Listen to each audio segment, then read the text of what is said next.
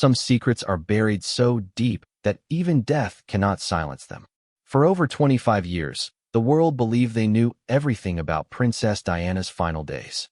Royal biographers had dissected every public moment. Photographers had captured her last smiles, and conspiracy theorists had woven their tales around her tragic end. But what if the most explosive revelation wasn't hidden in some government vault or tabloid editor's safe? What if it was sitting in plain sight, tucked away in a leather-bound diary on a dusty shelf in Kensington Palace? James Morrison had cleaned the same rooms for 15 years without ever imagining he would stumble upon something that would shatter everything the world thought they knew about the people's princess. A single piece of paper, yellowed with age and bearing Diana's unmistakable handwriting, was about to rewrite history and change Prince William's life forever. The words on that paper wouldn't just challenge the official narrative of Diana's death. They would reveal a mother's desperate final attempt to protect her sons from a truth so dangerous that powerful people had spent decades ensuring it never saw the light of day. What James found wasn't just a letter. It was a weapon that could topple governments, destroy reputations, and, finally, give Diana's voice back to a world that had silenced her in life and mythologized her in death. The question wasn't whether the truth would come out. It was whether anyone would survive its revelation. James Morrison pushed his cleaning cart down the familiar corridors of Kensington Palace, the wheels squeaking softly against the polished marble floors. After 15 years of working in these halls, he knew every crack in the walls, every loose floorboard, and every secret corner where dust liked to gather. The morning sun streamed through the tall windows, casting long shadows that danced with his movement. It was Tuesday, September 15th, 2022, and James was running his usual route through the less visited wings of the palace. The Diana Memorial Trust had recently decided to relocate some of Princess Diana's preserved belongings to a more secure storage facility. James had been tasked with the preliminary cleaning of her former private study, a room that had remained largely untouched since her death 25 years ago. The room still held the faint scent of her favorite perfume, mixed with the mustiness of old books and forgotten memories. As James entered the study, he was struck by how frozen in time everything appeared. Diana's reading glasses still sat on the mahogany desk, positioned next to a half-finished crossword puzzle from August 1997. Her favorite fountain pen lay uncapped beside a leather-bound diary, its pages yellowed with age. Family photographs lined the shelves, showing happier times with William and Harry when they were young boys, their gap-toothed smiles radiating innocence and joy. James had always been careful and respectful when cleaning this room. He understood the significance of everything here, and he treated each item as if it were made of precious crystal. Today, however, felt different. Perhaps it was knowing that these items would soon be packed away, hidden from the world once again, that made him pay closer attention to details he had previously overlooked. He started with the bookshelf, carefully removing each volume to dust behind them. Diana had been a voracious reader, her collection ranging from romantic novels to serious biographies about historical figures. As he lifted a particularly heavy biography of Mother Teresa, something fluttered to the ground. James bent down to retrieve what appeared to be a folded piece of cream-colored stationery, the kind Diana had always preferred for her personal correspondence. The paper had been tucked between the pages of the book, hidden from view for over 2 decades. James hesitated before unfolding it. His training had taught him to report any discoveries immediately to his supervisor, but something about the way the paper felt in his hands, the weight of it, made him pause.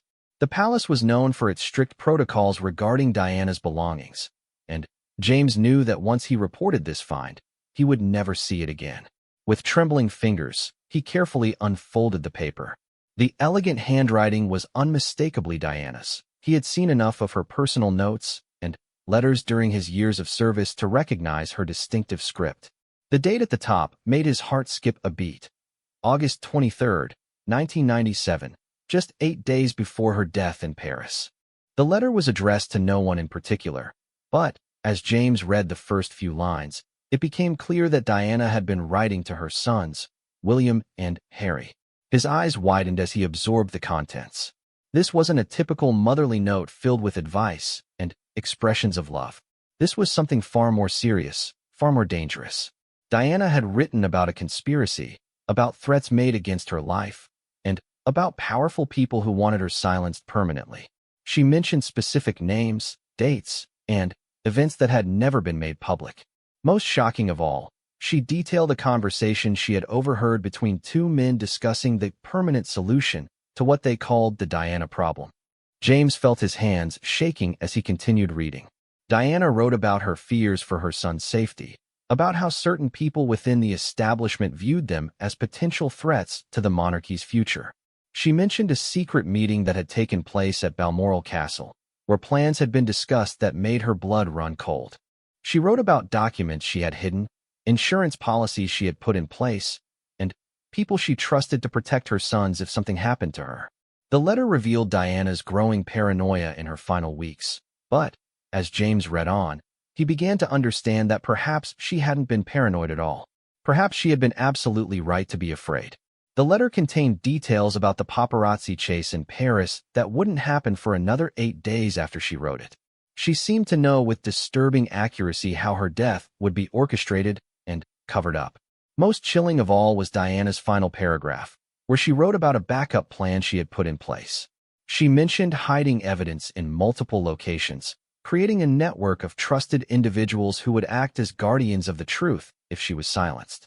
She wrote about a specific location where additional documents could be found, documents that would prove everything she had written in this letter. James realized he was holding something that could change history. This wasn't just a letter. It was a roadmap to uncovering the truth about one of the most controversial deaths of the 20th century. His mind raced with possibilities and consequences. What should he do with this information? Who could he trust? How could he ensure that Diana's final wishes were honored while protecting himself from the powerful forces she had feared? As he stood in that quiet study, surrounded by memories of a woman who had been loved by millions but ultimately destroyed by the very system she had tried to humanize, James made a decision that would change his life forever. He carefully folded the letter and slipped it into his jacket pocket. He would not report this find to his supervisors. Instead, he would find a way to get this information to the one person who deserved to know the truth about his mother's final days, Prince William. But first, James needed to verify the authenticity of what he had found. He needed to follow Diana's clues and uncover the additional evidence she had hidden. Only then could he approach Prince William with the complete truth about his mother's death and the conspiracy that had silenced her voice for over 2 decades. As James left the study that day, he carried with him not just a piece of paper, but the weight of a secret that powerful people had killed to protect. He didn't know it yet, but his discovery would set in motion a chain of events that would shake the very foundations of the British monarchy and, finally, give Diana Spencer the justice she had been denied in death. The cleaning cart squeaked down the corridor as James made his way home, his mind already planning his next moves. The truth about Diana's death was finally going to see the light of day, and nothing would ever be the same again. James Morrison spent 3 sleepless nights staring at Diana's letter, reading and rereading every word until he had memorized every detail. The cream-colored paper seemed to burn in his hands, carrying the weight of a secret that had been hidden for 25 years. By the 4th morning, he had made his decision. He would follow Diana's clues and uncover the evidence she had hidden, no matter the personal cost. Diana's letter mentioned 3 specific locations where she had hidden documents. The first was a safety deposit box at Coutts Bank in London, registered under the name Elizabeth Parker, one of Diana's childhood friends who had died years before. The second location was more cryptic. She referred to the place where we fed the swans, which James eventually realized meant the lake house at Althorpe, the Spencer family estate. The third location was the most dangerous, a secret compartment in a desk at Clarence House, where then Prince Charles had his office. James knew he couldn't approach these locations as himself. A palace cleaner asking about Princess Diana's secret hiding places would raise immediate red flags and likely result in his disappearance or worse. He needed help, but choosing the wrong ally could be fatal. After careful consideration, he decided to reach out to Margaret Thornfield, a retired investigative journalist who had covered the royal family for over 30 years. Margaret had always been different from other royal correspondents. While most journalists were content to report palace-approved stories, She had consistently asked uncomfortable questions about Diana's treatment by the royal family and the suspicious circumstances surrounding her death. She had been blacklisted by the palace press office years ago, but her reputation for integrity and fearlessness made her the perfect ally for James's dangerous mission. James arranged to meet Margaret at a small cafe in Camden, far from the usual haunts of royal watchers and palace staff. When he handed her Diana's letter, Margaret's face went pale. She read it twice before looking up at James with a mixture of excitement and terror in her eyes. "Do you understand what you've given me?" Margaret whispered, her voice trembling. "This is proof of everything I've suspected for 25 years. Diana didn't die in a tragic accident. She was murdered, and this letter proves she knew it was coming." Together, they began the dangerous task of following Diana's trail. Margaret used her connections to verify the existence of the safety deposit box at Coutts Bank. Through a contact who worked in the bank's archives department, they discovered that the box was indeed registered under Elizabeth Parker's name, with Diana listed as the secondary accessor.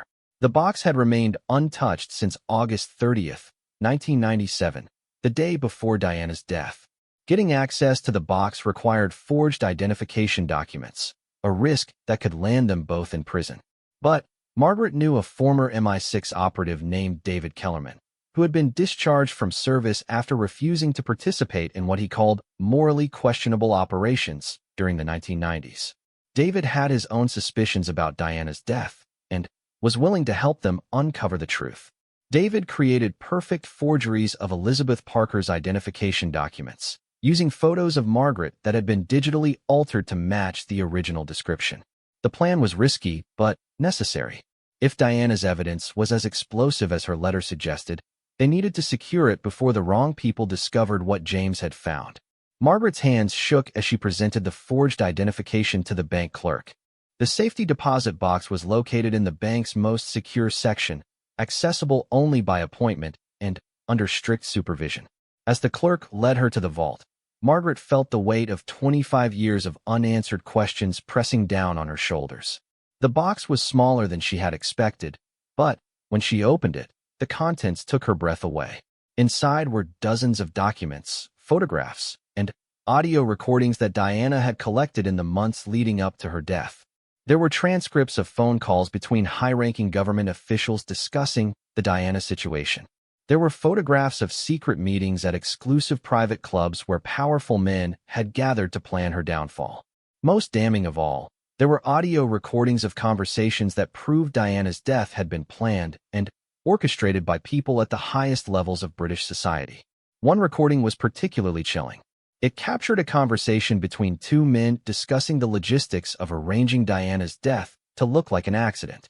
They talked about using paparazzi as cover, about compromising the driver of Diana's car, and about ensuring that emergency medical response would be delayed just long enough to guarantee that she wouldn't survive. Margaret carefully photographed every document and transferred the audio files to encrypted digital storage devices. As she worked, she realized that Diana had been far more sophisticated in her intelligence gathering than anyone had ever suspected. The princess had basically operated as a one-woman investigation unit, documenting the conspiracy against her with the precision of a trained spy. The second location proved more challenging to access. Althorpe Estate was now a museum and tourist attraction, but the lake house Diana had mentioned was in a restricted area not open to the public. James and Margaret had to wait for the right opportunity, finally gaining access during a private event when security was focused on the main house rather than the grounds. The lake house was exactly as Diana had described in her childhood memories, a small stone cottage overlooking the water where she had spent countless hours feeding swans and dreaming of her future. Inside, hidden behind a loose stone in the fireplace, they found another collection of documents.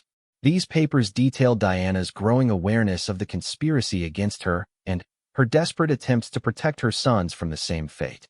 Among these documents was a detailed account of a conversation Diana had overheard between Queen Elizabeth and several government officials. They had discussed the problem of Diana's popularity and her potential to damage the monarchy's reputation. The papers revealed that Diana's charitable work, particularly her campaign against landmines, had put her at odds with powerful defense contractors who had significant influence within the government. Most shocking of all was a letter Diana had written but never sent to her sons, warning them about specific individuals within the royal household who could not be trusted. She provided detailed instructions on how to recognize signs of manipulation and control, and how to protect themselves from the same forces that were closing in on her. The third location, Clarence House, proved impossible to access directly. However, Margaret's investigation revealed that the building had undergone extensive renovations in 2002, 5 years after Diana's death. David Kellerman managed to track down one of the construction workers who had participated in the renovation. The worker, now retired and living in Scotland, confirmed that they had discovered a hidden compartment in one of the office desks and had been ordered to turn over all contents to royal security immediately. This revelation was both frustrating and enlightening. It confirmed that Diana had indeed hidden evidence at Clarence House, but it also meant that this evidence was now in the hands of the very people she had been trying to expose. The fact that the royal family had found and confiscated these documents proved that they were aware of Diana's investigation and had been actively working to cover up the truth for over 2 decades. As James and Margaret compiled all the evidence they had gathered, the full scope of the conspiracy began to emerge. Diana's death hadn't been the result of a spur-of-the-moment decision by rogue agents. It had been a carefully planned operation involving members of the royal family, government officials, intelligence services, and powerful business interests. The conspiracy had been years in the making, triggered by Diana's growing independence and her willingness to challenge the establishment that had originally embraced her. The evidence also revealed why Diana's sons had been kept in the dark about the truth. William and Harry had been systematically isolated from anyone who might have told them about their mother's investigation. Their handlers, tutors, and advisors had all been carefully selected to ensure that they would never learn about the evidence Diana had left behind. Now, 25 years later, James Morrison held the key to unlocking the truth. But as he and Margaret prepared to approach Prince William with their explosive findings, they realized that doing so would make them targets of the same forces that had silenced Diana. The conspiracy that had killed the people's princess was still active, still powerful, and still willing to eliminate anyone who threatened to expose their crimes. The question was no longer whether they would tell Prince William the truth about his mother's death. The question was whether any of them would survive long enough to see justice finally served. Margaret Thornfield knew that approaching Prince William directly would be impossible through normal channels. The palace's security apparatus was designed to prevent exactly this type of sensitive information from reaching members of the royal family. Every letter, email, and phone call was screened by multiple layers of staff, all of whom were loyal to the institution rather than to the individuals they served. After careful consideration, Margaret decided to use an old contact from her journalism days, Dr. Sarah Mitchell, William's former university professor who had maintained a close relationship with him over the years. Dr. Mitchell had always been impressed by William's intellectual curiosity and his genuine desire to understand the truth about complex issues. When Margaret approached her with a carefully edited version of their discovery, emphasizing only that they had found important historical documents related to Diana, Dr. Mitchell agreed to arrange a private meeting. She trusted Margaret's reputation and understood that some truths were too important to be filtered through official channels. The meeting was arranged for a quiet Sunday afternoon at Dr. Mitchell's cottage in the Cotswolds. William often visited her there when he needed to escape the pressures of royal life and engage in meaningful conversation away from the watching eyes of the palace. James Morrison felt his heart pounding as he waited in the cottage's small library, Diana's original letter carefully preserved in a protective folder along with copies of the most crucial evidence they had uncovered. When Prince William arrived, he appeared relaxed and genuinely pleased to see Dr. Mitchell. He was dressed casually in jeans and a sweater, looking more like the university student Margaret remembered from old newspaper photographs than the future king he had become.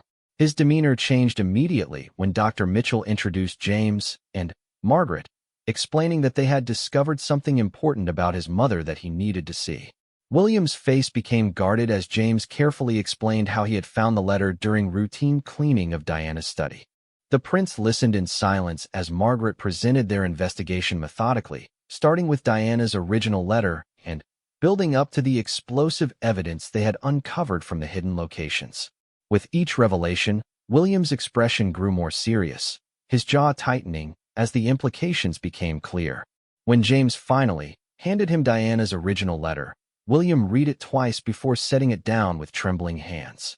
The silence in the room was deafening as he absorbed the reality that his mother had known she was going to be killed and had tried to leave evidence that would protect her sons and expose her killers. "This changes everything," William said quietly, his voice barely above a whisper. "All these years, we've been told it was just a tragic accident. The paparazzi, the drunk driver, the unfortunate circumstances. But she knew. She knew exactly what was going to happen to her." Margaret presented the audio recordings next, warning William that what he was about to hear would be difficult to process. As the voices of the conspirators played through the small speaker, discussing the logistics of arranging Diana's death, William's face went white. He recognized some of the voices, people who had been present at family gatherings, who had expressed condolences at his mother's funeral, who had continued to serve in positions of power within the royal household and government. The most devastating recording was one where Diana's own voice could be heard, speaking to someone she trusted about her fears for William and Harry's future. She spoke about how certain people viewed her sons as potential threats to the established order, how William's popularity and charisma reminded them too much of her own dangerous appeal to the public. She worried that her sons might someday face the same fate if they became too independent or too willing to challenge the system. William listened to his mother's voice with tears streaming down his face. It was the first time he had heard her speak about her fears so candidly, without the careful public persona she had always maintained. In these private recordings, Diana sounded frightened but determined, a mother desperately trying to protect her children from forces she barely understood but knew were deadly serious. The documents from Althorpe revealed even more disturbing details about the conspiracy. Diana had discovered that her phone calls were being monitored, her mail was being intercepted, and her close friends were being pressured to distance themselves from her.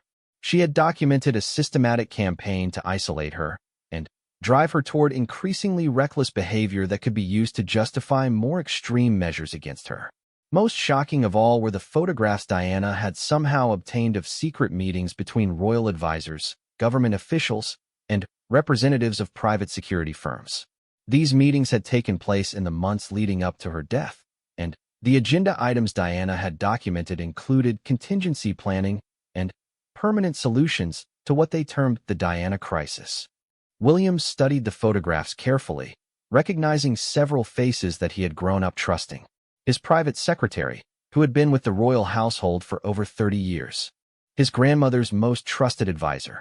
Even some members of his father's inner circle. The betrayal went deeper than he could have imagined, involving people who had pretended to care about his welfare while participating in the conspiracy that had killed his mother. "They've been watching me my entire life," William realized aloud. "Every decision I've made, every relationship I've formed, every public statement I've given, they've all been influenced by the same people who killed my mother. How do I know what thoughts are truly my own, and what has been carefully programmed into me?" Margaret gently presented the final piece of evidence, Diana's unfinished letter to her sons, the one that had been hidden at Althorpe. In it, Diana provided specific warnings about individuals within the royal household and government who could not be trusted. She detailed methods they might use to control and manipulate William and Harry as they grew older, and she provided guidance on how to recognize and resist such influence. Reading his mother's words, William began to understand how thoroughly his life had been shaped by the very forces that had destroyed hers. His education, his military service, his marriage to Kate, even his charitable work, all had been guided and approved by advisors who were part of the system Diana had died trying to expose. The realization was devastating but also liberating, as if a fog was finally lifting from his mind. "What do we do now?" William asked, looking at James and Margaret with a mixture of gratitude and determination.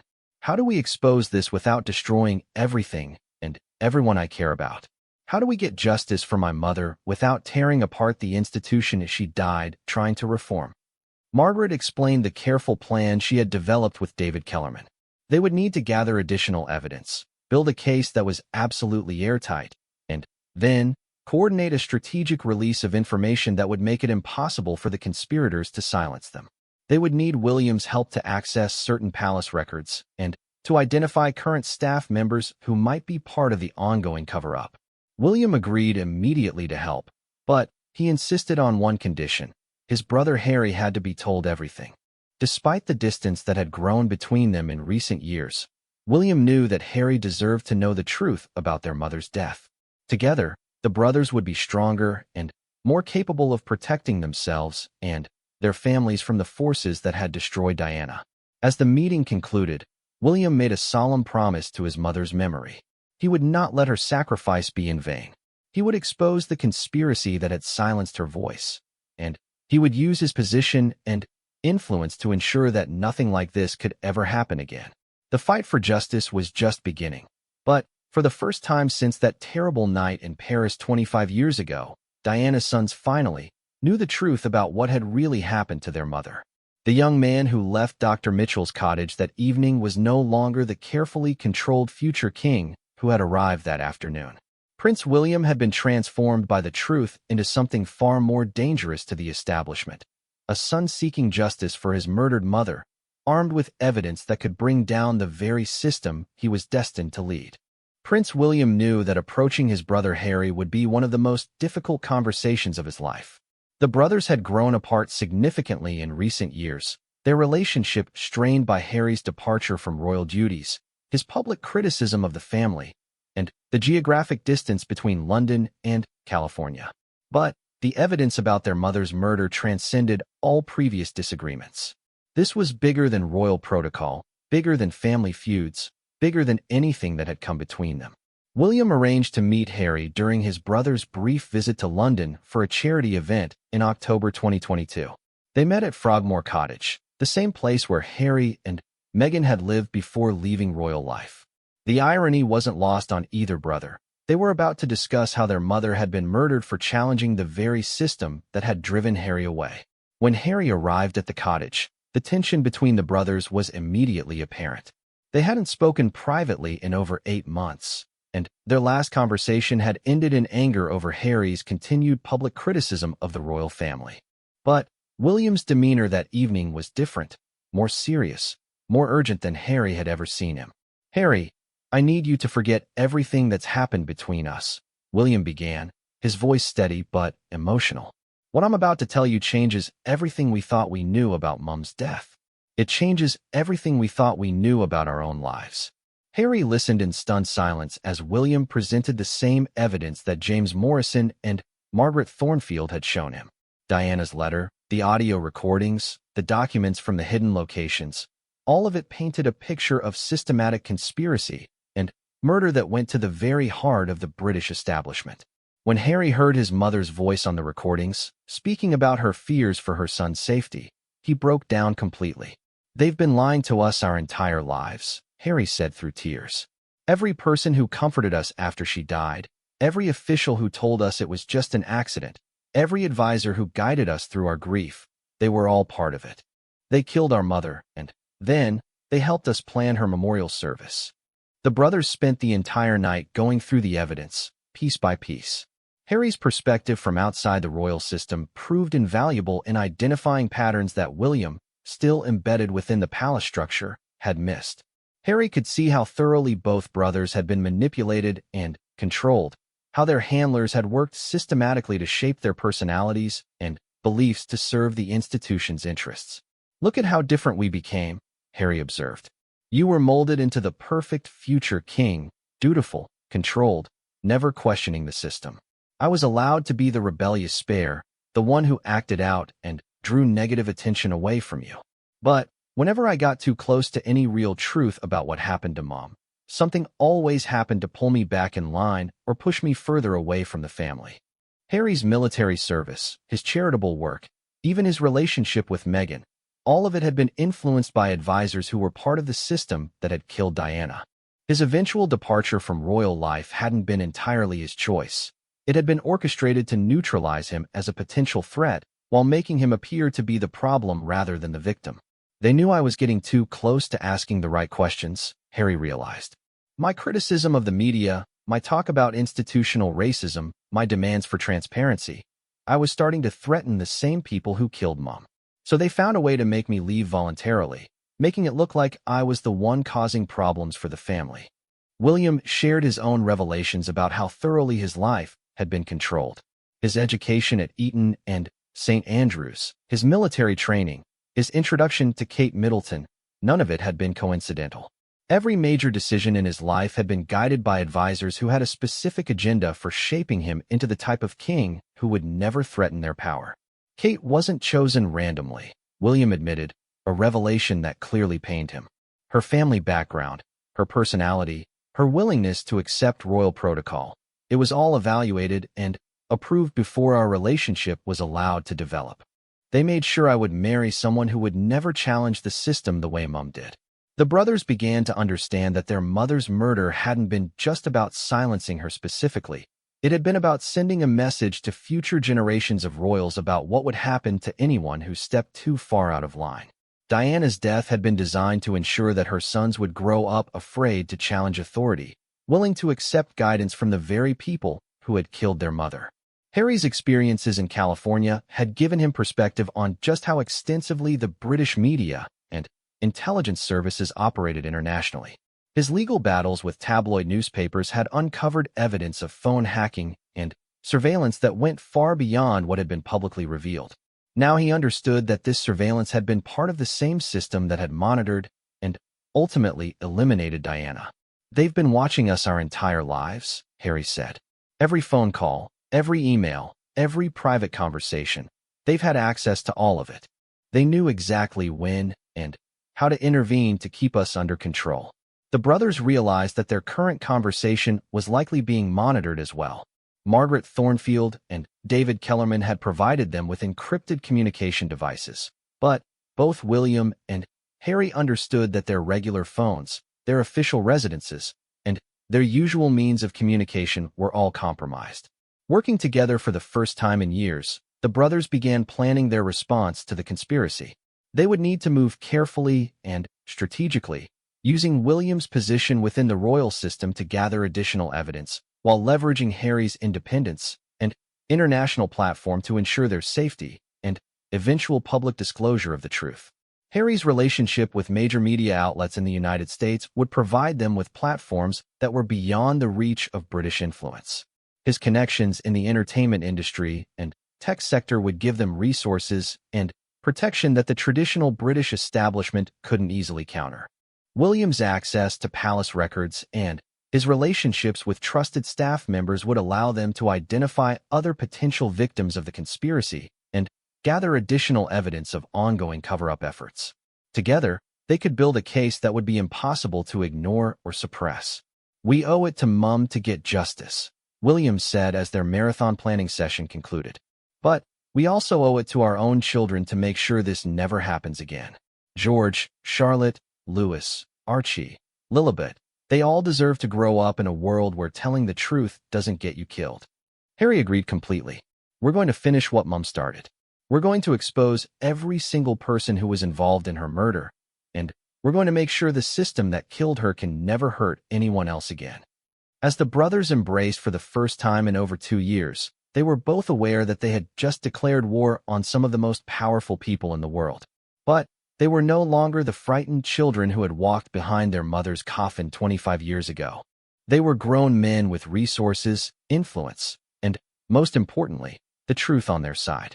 The conspiracy that had torn their family apart was about to face its greatest challenge yet, 2 sons who finally knew what had really happened to their mother and were willing to risk everything to get justice for her murder. The fight ahead would be dangerous, but Diana's legacy would finally receive the justice she had died trying to secure. The brothers' investigation into their mother's murder took on new urgency as they began to uncover evidence that the conspiracy was still active. Working with Margaret Thornfield and David Kellerman, they discovered that several individuals who had been involved in Diana's death were still in positions of power, still making decisions that affected the royal family and the British government. William used his position within the palace to access personnel files and communication records that revealed a pattern of surveillance and control that had continued unabated for 25 years.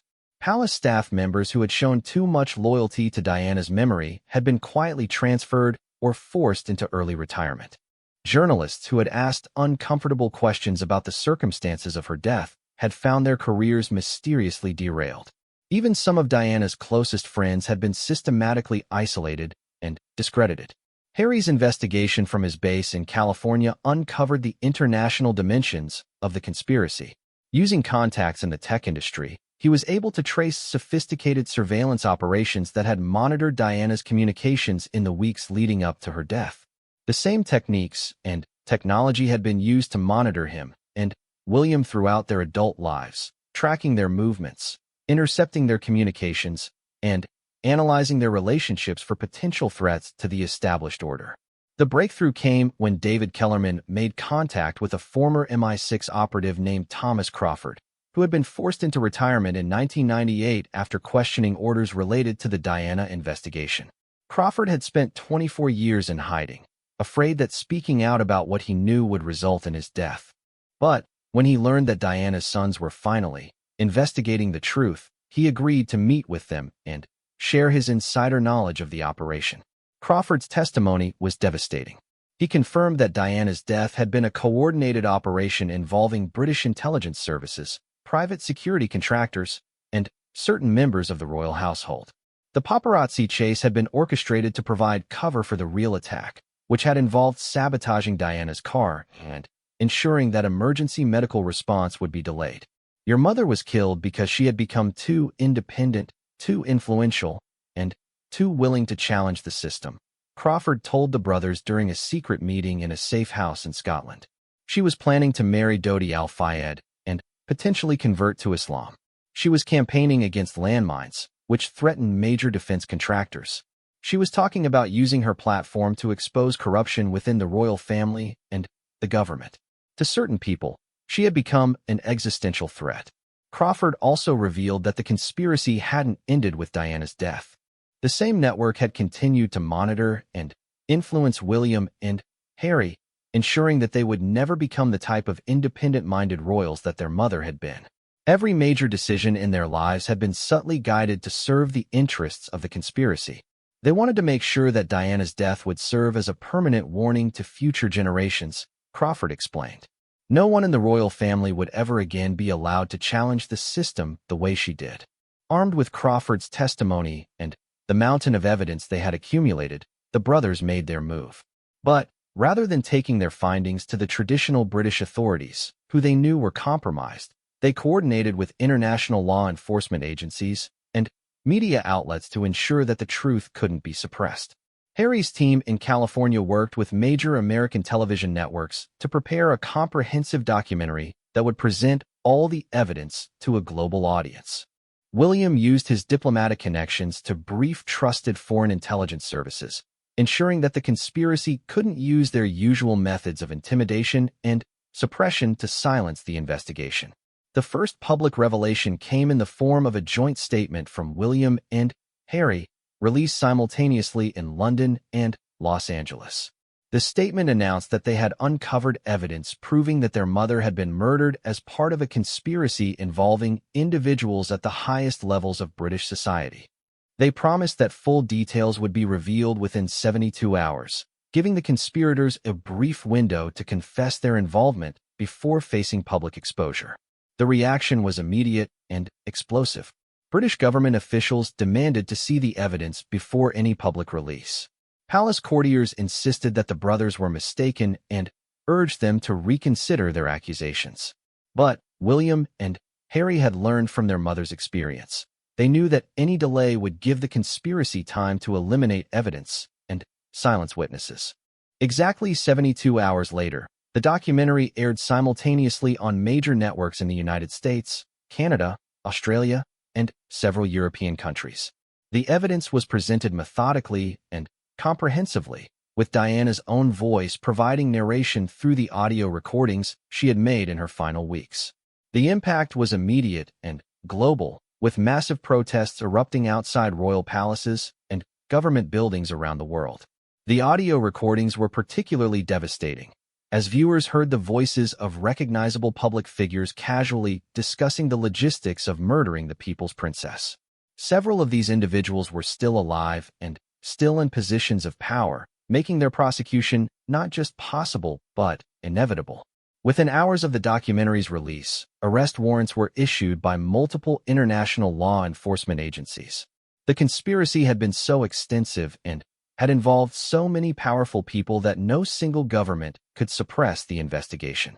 Some conspirators fled the country, others attempted suicide, and a few finally confessed their involvement in exchange for reduced sentences.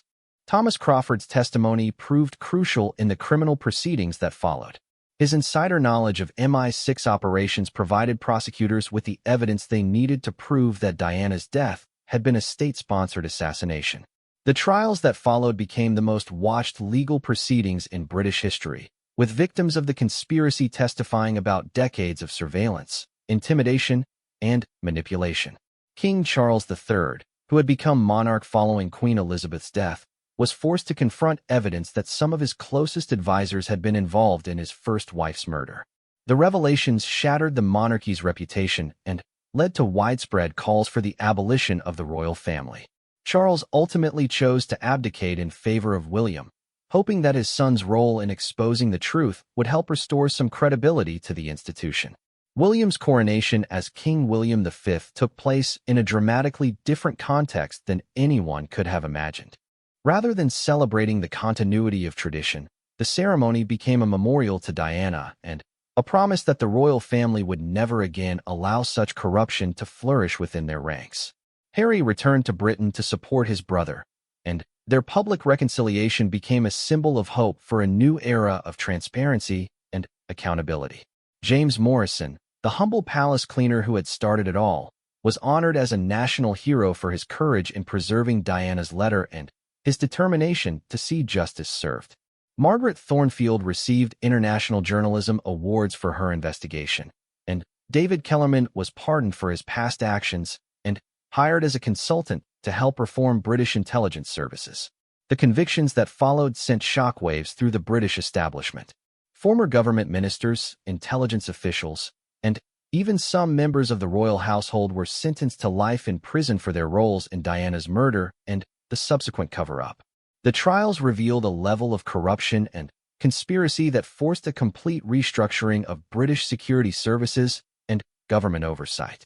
Diana's tomb at Althorpe became a pilgrimage site for millions of people around the world who finally felt that justice had been served.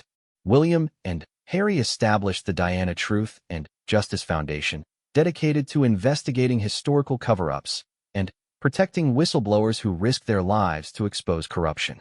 26 years after her death, Princess Diana's voice had finally been heard. The conspiracy that had silenced her in life had been exposed and destroyed. Her killers had been brought to justice, and her sons had ensured that her sacrifice would never be forgotten. The people's princess had won her final battle, not through her life, but through the courage of those who refused to let her death be in vain. In the end, the truth had indeed set everyone free. Free from the lies that had shaped their lives, free from the fear that had controlled their actions, and free to build a better future based on transparency, accountability, and justice. Diana Spencer had waited 26 years for justice, but her patience had finally been rewarded with the complete vindication of everything she had died trying to accomplish.